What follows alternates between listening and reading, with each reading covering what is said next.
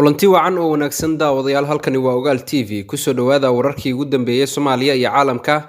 Qodobada warka idin heynana waxaa ka mid noqonaya maxay ka wada hadleen Farmaajo iyo Abiy Ahmed oo ku kulmay Addis Ababa. Generaal Xuud oo ka hor yimid qorshaha Cali Guudlaawe uu ku tagi lahaa magaalada Beledweyne. Dowladda Soomaaliya oo heshiis is-afgarad ah ku saxiixday Addis Ababa. Muxuu yahay heshiiskaasi? Guddigii uu magacaabay Roble oo gaaray Jowhar xilli amarkiisa uu shaqayn waayay. Wararka dibadda idin heynana waxaa ka mid noqonaya wiilkii laga soo saaray godkii uu 5 maalmood ku jiray oo geeriyooday. Qodobadaas iyo qodobo kale ayaad ku daawan doontaan warkeena maanta ee Ogaal TV, balse marka hore daawada isku day inaad subscribe saarto, sidoo kalena like iyo follow aad tiraahdo barteena Facebook ee Ogaal TV. Aan ku bilaawe madaxweynaha Soomaaliya Maxamed Cabdullaahi Farmaajo ayaa kulan Addis Ababa kula yeeshay ra'iisul wasaaraha dalka Itoobiya Abiy Ahmed. Labada mas'uul ayaa ka wada hadlay xoojinta xiriirka laba geesoodka ah iyo horumarinta iskaashiga labada dowladood ee dhinacyada amniga, ganacsiga, dhaqaalaha, daris wanaagga iyo horumarka iyo xaaladda guud ee gobolka Geeska Afrika. Farmaajo iyo Abiy ayaa sidoo kale ka wada hadlay arrimaha doorashooyinka Soomaaliya iyo waliba dagaaladii lagu hoobtay ee ka dhacay Itoobiya iyo dhibaatada ay geysatay TPLF. Abiy iyo Farmaajo ayaa rajo weyn ka qabay inay xafiisyadooda iska sii joogaan, balse labadaba waxaa ku dhacday in mucaarad hubeysan ay ku kacaan. Madaxweyne Farmaajo ayaa magaalada Addis Ababa uga qayb galay shirkii 35aad ee madaxda Midowga Afrika, kaasi oo shalay furmay loogana hadlayo xaaladaha ka soo cusboonaaday wadamada Afrika.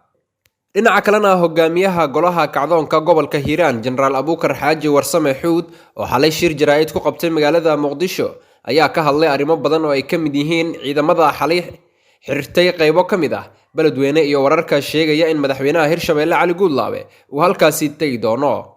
Xuud ayaa ugu horeyntii sheegay in arrinta ay xamar markii hore u yimaadeen ay ahayd wanaag iyo wada hadal wax lagu dhameeyo, balse hadda ay socdaan dadaalo lagu dib mareynayo oo halkaasi dib laga sameynayo sida uu hadalka u dhigay. Wixii meeshaasi ka dhaco oo dhibaato ah waxaa la yaqaan cidda qaadayso mas'uuliyadaasi waana soo bixi doontaa, ayuu yiri Generaal Xuud. Generaal Xuud ayaa ku hanjabay in wax walba oo la sameeyo ay jawaab u dhiganta ay sameyn doonaan ayna heli doonto cidda sameysay sida uu sheegay. Innaga haddii aan nahay reer Hiiraan waa inagula soo duuli jiray, dhibaato badan ayaan qabnaa intaasi ama dhibaatadaasina waxa ay u dhacaysaa war xaq ayaa iga maqane xaqayga hana la siiyo. In uu maqan yahayna Soomaali oo dhan ayaa oga, mas'uuliyiinta Soomaaliyeedna waa ay og yihiin, ayuu yiri Generaal Abuukar Xaaji Warsame Xuud. Waxa uu sidoo kale sheegay in xaqoodii oo ka maqan ay dulgeeyeen ciidamo ayna wax dhici kara ahaayeen in ciidamo la dulgeeyo sida uu hadalka u dhigay. Ugu dambeyntii Xuud ayaa sheegay in haddii Cali Guudlaawe uu tago Beledweyne wixii ka dhashaa uu isagu mas'uuliyadeeda qaadi doono. Haddii ay shalay rag ku soo doorteen oo meesha ku keensadeen oo iyaga ay ku soo xusheen oo aan anagu ku soo dooran, maqasab ayaad madaxweyne noogu noqonaysaa, ma xoog ayaad Beledweyne uga tagaysaa? Haddii aad Beledweyne xoog uga degi karto uga dega, haddii aad madaxweyne xoog noogu noqon karto noogu noqo, wixii faa'iido ka dhashana qaado, ayuu hadalkiisa ku soo gabagabeeyay Generaal Abuukar Xaaji Warsame Xuud. Dhanka kalena wasiirka arrimaha dibadda iyo iskaashiga caalamiga ah ee Soomaaliya Cabdisaciid Muuse Cali ayaa heshiis is-afgarad ah la saxiixday dhigiisa dalka Rwanda Vincent Biruto. Is-afgaradka ay kala saxiixdeen labada wasiir arrimaha dibadeed ee Soomaaliya iyo Rwanda ayaa ku saabsanaa horumarinta iskaashiga labada dowladood iyo xoojinta xiriirka laba geesoodka ah ee dhinacyada siyaasadda, dhaqaalaha, ganacsiga, sayniska, farsamada iyo iskaashiga dhaqanka. Sida ay baahisay wasaaradda arrimaha dibadda Soomaaliya, heshiiskani ayaa dhinac socday shirweynaha Midowga Afrika ee shalay ka furmay magaalada Addis Ababa ee dalka Itoobiya. Saxiixa heshiiskan is-afgaradka ah ee cusub ayaa saldhig u noqon doona xiriir qoto dheer oo dhex mara Soomaaliya iyo Rwanda, kaasi oo ku qotoma wax wada qabsi iyo danaha labada shacab iyo labada dowladood ee saaxiibada ah, ayaa lagu yiri qoraal ay soo saartay wasaaradda arrimaha dibadda Soomaaliya. Rwanda ayaa ka mid ah dowladaha ugu muhiimsan Afrika ee looga dayan karo dib u dhiska dal burburay ama diriir sokeeye ay ka socoto, maadaama dalkaasi uu hadda si buuxda uga soo kabtay qaranjab xoog leh oo ku dhacay kadib markii ay islaayeen qowmiyadaha Rwandeyska ah ee ku wada nool dalkaasi. dhanka kalena guddigii wasiirada ahaa ee ra-iisul wasaare maxamed xuseen rooble u magacaabay 27 bishii January xal u helidda xiisadda magaalada Beledweyne ayaa shalay gaaray magaalada Jowhara. guddigani oo 5 xubnood ka kooban ayaa waxaa gudoomiye u ahaa wasiirka arrimaha gudaha Generaal Mukhtaar Xuseen Afrax, halka gudoomiye ku-xigeen looga dhigay wasiirka amniga gudaha Cabdullaahi Maxamed Nuura. ra-iisul wasaare Rooble ayaa xilligaasi guddiga faray inay si dhow ula shaqeeyaan maamulka Hirshabeelle iyo waxgaradka gobolka Hiiraan, gaar ahaan bulshada reer Beledweyne. guddigani wasiirada ah ayaa lagu wadaa in ay ka shaqeeyaan sidii madaxweynaha uu u tagi lahaa Beledweyne iyo sidii looga qaban lahaa kuraasta doorashadoodu ay taalo magaalada, loona asteeyay in lagu doorto kuraasta ka tirsan golaha shacabka. wafdiga wasiirka arrimaha gudaha oo qayb ka ahaa xubno ka tirsan xafiiska ra-iisul wasaaraha ayaa waxaa magaalada Jowhar ku soo dhaweeyay mas'uuliyiin ka tirsan maamulka Hirshabeelle.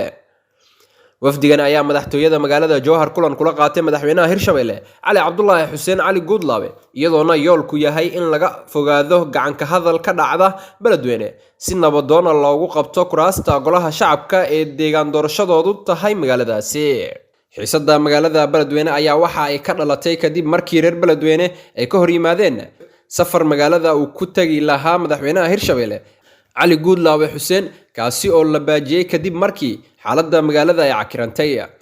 waxgaradka iyo bulshada magaalada Beledweyne ayaa dhowr jeer oo hore sidaan oo uga hor yimid safarka madaxweyne Cali Guudlaabe, waxaana jirtay in waxgaradka dhowr jeer sheegeen inay saluugsan yihiin dhismaha maamulka Hirshabeelle.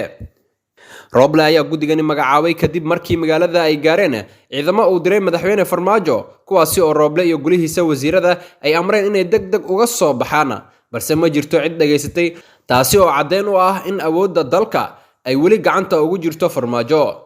Rooblena ku kooban yahay oo kaliya hadal. ugu dambeyntiina wiilkii 5 jirka ahaa ee u dhashay waddanka Morocco ee muddada 5 maalmood ahayd ku xayirnaa ceelka ayaa geeriyooday. bayaan ka soo baxay boqortooyada Morocco ayaa lagu shaaciyay geerida wiilkan wax yar uun kadib markii laga soo saaray ceelka kadib dadaal muddo dheer qaatay oo lagu doonayay in lagu soo samata bixiyo. boqor Maxamed ka 6aad oo ah boqorka dalkaasi Morocco ayaa u tacsiyay waalidiinta dhalay Rayaan. isku daygii lagu doonayay in wiilkaasi godka loogaga soo saaro ayaa waxa uu soo jiitay indhaha dadka dalkaasi, iyadoo boqolaal qof ay isugu soo urureen ceelka halka kumanaan kun ah oo kalena ay dhacdada kala socdeen dhanka online-ka. wiilka ayaa waxa uu ku dhacay ceel hoos u qodan 32 mitir oo waxa uu kaga dhacay duleel yar oo biyaha laga soo saari jiray. howlwadeenada gurmadka degdega ah ayaa muddaba ku mashquulsanaa sidii ay wiilkaasi nolol uga soo bixin lahaayeen, hase yeeshee waxaa dadaaladii ay wadeen curyaamiyey cabsi laga qabo in dhulka uu go'o. guud ahaan daawadayaal, warkii oo aad kala socoteen Ogaal TV waa naga intaa. mar kale ayaan ka codsanaynaa inaad subscribe noo saartaan, sidoo kalena like iyo follow aad tirahdaan barteena Facebook ee Ogaal TV si aad u heshaan wararkii ugu dambeeyay Soomaaliya iyo caalamka. tani intaynu ku kulmi doono warkan warka xiga, waxaan idinkaga tagaynaa sidaas iyo nabadgelyo, amaan Allah.